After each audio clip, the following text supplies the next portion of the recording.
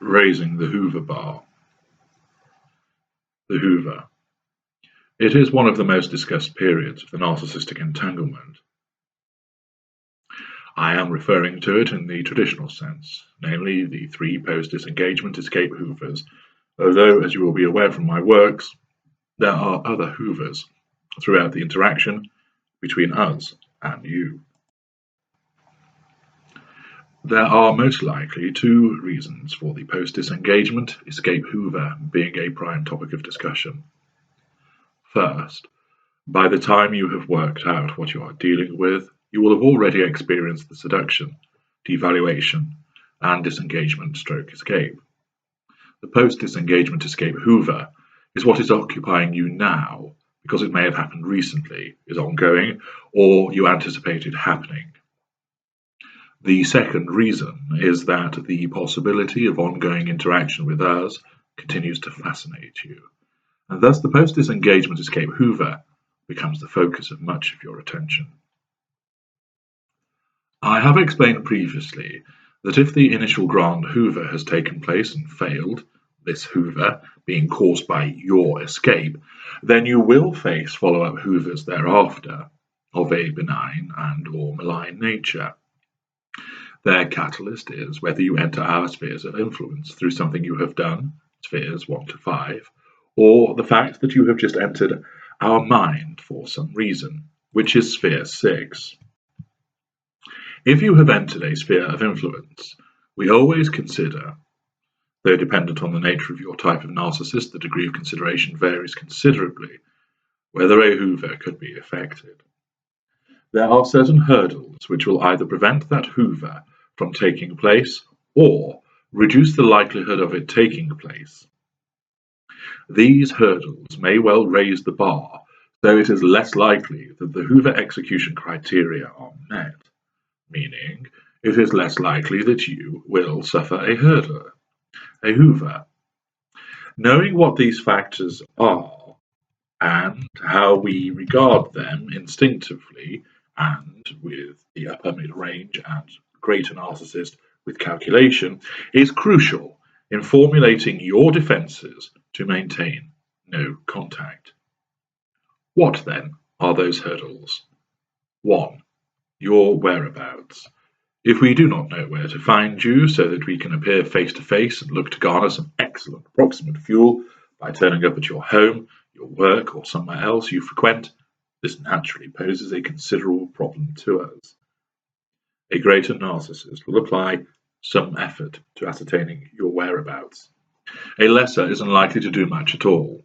Accordingly, as part of building your defenses, the necessity of changing where you can be physically found not only pays dividends in commencing no contact, but also affecting the likelihood of a later Hoover from us. 2. Your accessibility.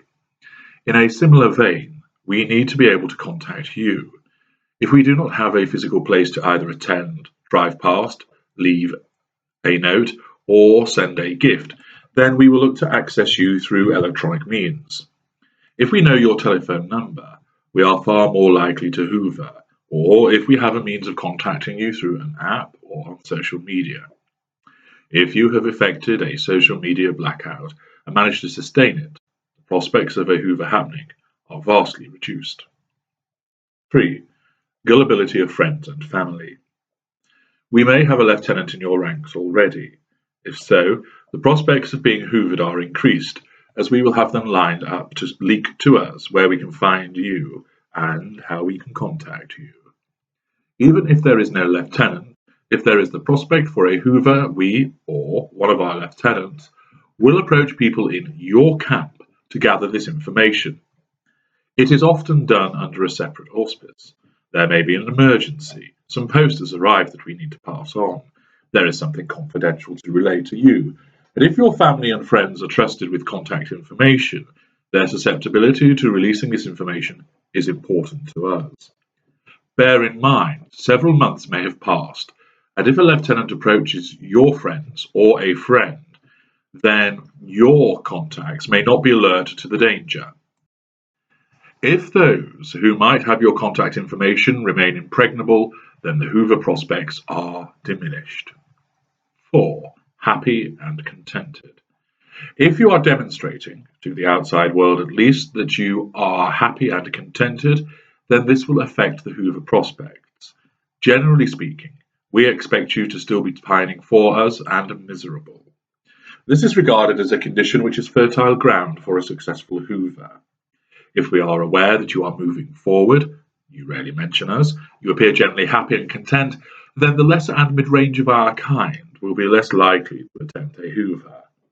This is because they may be easily rebuffed, and even though you may do so in a pleasant way, the fuel gained will be minimal. You should be aware, however, that a greater will regard you as a prospect to break, and therefore will not be dissuaded by seeing you happy and content alone. 5. A new interest. If you happen to have moved on to somebody new, which of course is dependent on the passage of time and other factors, then again a lesser or a mid-range narcissist is less likely to Hoover.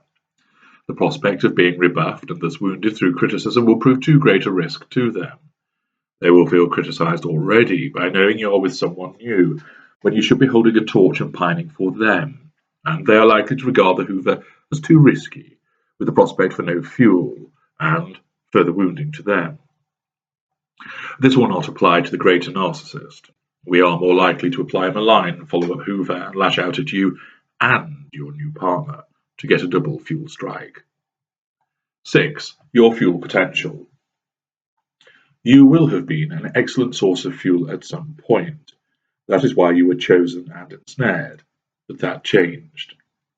The reason Hoover fuel is so potent is that you will have recovered to some extent from what has happened to you. You will want to see us or be relieved that we have come back for you, not always, but often. And most of all, the fact that we have abused you and yet we can still entice you either to start the formal relationship again or even to provide fuel shows how powerful we are, and thus adds to the potency of the fuel. If you are a super empath or a codependent, you will be a prime prospect for hoovering. However, if we regard you as still badly crippled by what we did to you, so that you have been in effect numbed, so that your emotional output is muted or deadened, this will affect whether a Hoover will take place. In such circumstances, a proxy Hoover may take place so a lieutenant can scope you out, or you may, if circumstances allow, receive a paving the way message, which is a form of Hoover, but is actually a way of seeing how the land lies to then decide whether a proper Hoover attempt ought to be made or not. 7. Your knowledge. If we are aware that you know that we are or have information which could be damaging to us in the form of amounting to a serious criticism, this will lessen the likelihood of a Hoover. Whilst the lesser has no awareness of what he or she is, if you do know and you keep making mention of it and adapting your behaviour accordingly, he or she will at least sense there is little fuel to be gained and or the risk of criticism. Similarly, a mid-range narcissist will realise that there is something off with the situation and think carefully before being exposed to less fuel and or criticism. The greater is not concerned by your knowledge of what he is. He will deny it and like to manipulate the situation to his advantage to draw further fuel, but he will be concerned by anything that could cause criticism and of course damage to the facade. Number 8. The facade. This carefully constructed and maintained device, which we use to repeated effect against you, is very important. Not only do we use it against you, but it will be used against other victims, and those who help create the facade provide us with fuel. We do not want this to be damaged or fractured in any way. If we ascertain that there is a risk of this happening if we Hoover you, for instance, you have damning evidence of our behaviour, which could be circulated and believed by others if we engage with you, then we will not want the facade damaged by such exposure, and accordingly, the prospect of a Hoover happening will be diminished. 9. Energy levels.